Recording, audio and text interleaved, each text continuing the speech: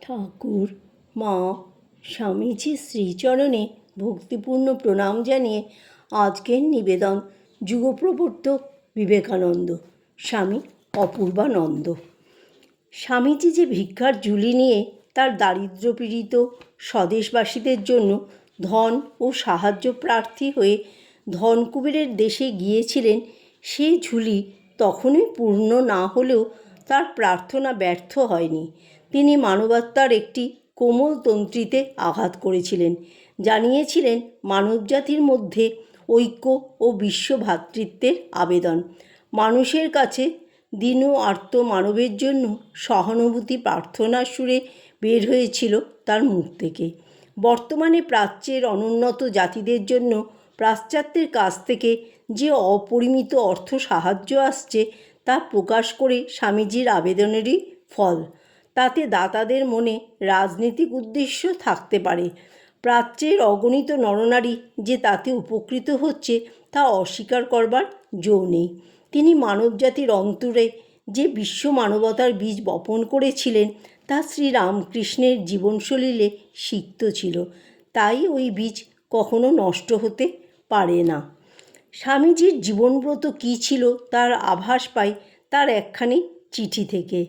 একদিকে ভারতের ও বিশ্বের ভাবী ধর্ম সম্বন্ধীয় আমার পরিকল্পনা এবং যে উপেক্ষিত লক্ষ লক্ষ নরনারী দিন দিন দুঃখের তমগর্তে ধীরে ধীরে ডুবছে, যাদের সাহায্য করবার কিংবা যাদের বিষয় চিন্তা করবার কেউ নেই, যারা দিনহীন ও উৎপারিত, তাদের দ্বারে দ্বারে সুখ স্বাচ্ছন্দ্য, নীতিধর্ম, শিক্ষা বহন করে নিয়ে যেতে হবে, এই আমার আকাঙ্ক্ষা ও ব্রত।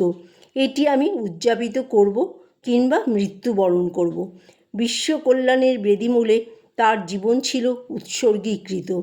ক্ষেত্রীর রাজপ্রাসাদেও স্বামীজির অন্তরে ওই চিন্তা সজাগ ছিল।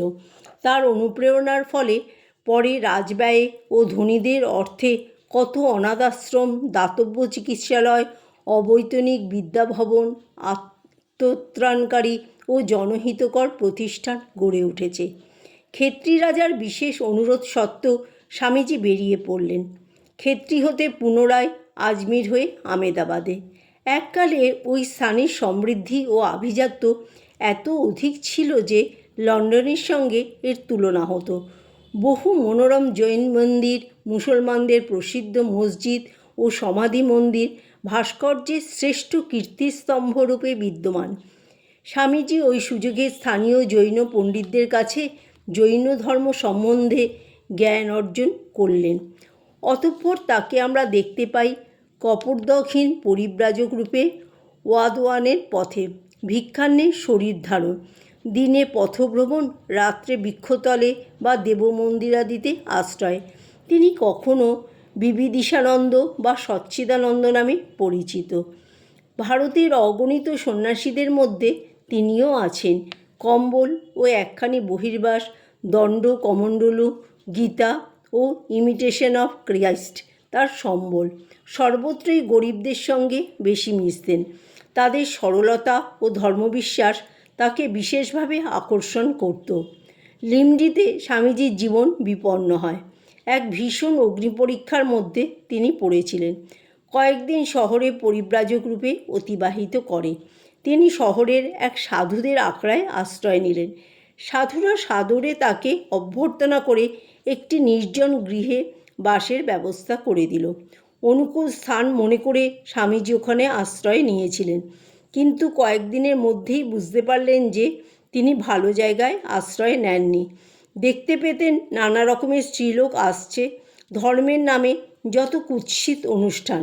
ওই সাধুরা বীজমার্গী সম্প্রদায়ভুক্ত, ব্রহ্মার উপাসক। মন্ত্র উচ্চারণের ঘটা আছে, আসলে করে প্রজাবৃদ্ধি। স্বামীজির মাথা ঘুরে গেল। কয়েকদিন পরে তিনি পলায়নের চেষ্টায় যেই দরজা খুলতে গিয়েছেন, দেখলেন যে দরজা বাইরে থেকে তালাবন্ধ। তার গতিবিধির উপরও সতর্ক দৃষ্টি, বুঝলেন তিনি বন্দী হয়েছেন। আখড়ার অধ্যক্ষ এসে তাকে বলল, তুমি ব্রহ্মচর্যবান ব্রহ্মচারী, একজন বড় সাধু। আমরা এক ব্রত উদযাপন করছি। তোমার তপস্যার ফল আমাদের দান করো। তোমার ব্রহ্মচর্য ভঙ্গ করতে হবে। স্বামীজি চুপ করে থেকে বিশেষ উৎকণ্ঠিত হয়ে ভগবানের কাছে কাতর প্রাণে প্রার্থনা করতে লাগলেন। একটি বালক স্বামীজির কাছে প্রায়ই আসত এবং তার প্রতি বিশেষ অনুরক্ত ছিল। পরদিন বালকটি আসতেই স্বামীজি তার বিপদের কথা লিখে বালকের হাত দিয়ে বললেন, তুমি যেভাবেই হোক এই লেখাটুকু ঠাকুর সাহেবের হাতে দেবে। লিমডির রাজার কাছে সকলেরই অবারিত দ্বার। বালক ওই লেখাটুকু রাজার হাতে দিতেই রাজা তার উদ্ধারের জন্য কয়েকজন দেহরক্ষী পাঠালেন। স্বামীজি রাজপ্রাসাদে এসে বর্ণনা করলেন সমস্ত ঘটনা। রাজার বিশেষ অনুরোধে তাকে কিছুদিন থাকতে হলো লিমডিতে। বীজমার্গী সম্প্রদায়ের কথা স্বামীজি পূর্বে শুনেছিলেন, কিন্তু তারা যে এমন বীভৎস কর্ম করে তা তার ধারণা ছিল না। ভারতে ধর্মের নামে এ প্রকার কত ভ্রষ্টাচারী সম্প্রদায়ের যে সৃষ্টি হয়েছে তার ইয়ত্তা নেই। তারা ধর্মকে কলঙ্কিত ও সমাজকে কলুষিত করেছে।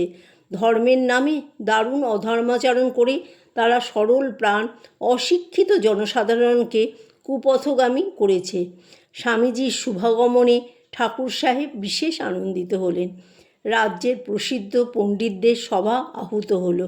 স্বামীজি বেদান্ত ধর্ম ব্যাখ্যা করলেন। তার বক্তৃতা শুনে সকলেই এক বাক্যে তাকে সনাতন বৈদিক ধর্মের শ্রেষ্ঠ ব্যাখ্যাতা বলে ঘোষণা করলেন। অতঃপর লিমডি হতে স্বামীজি যাত্রা করলেন জুনাগড় অভিমুখে। তার জীবন কথা চারিদিকে ছড়িয়ে পড়েছিল।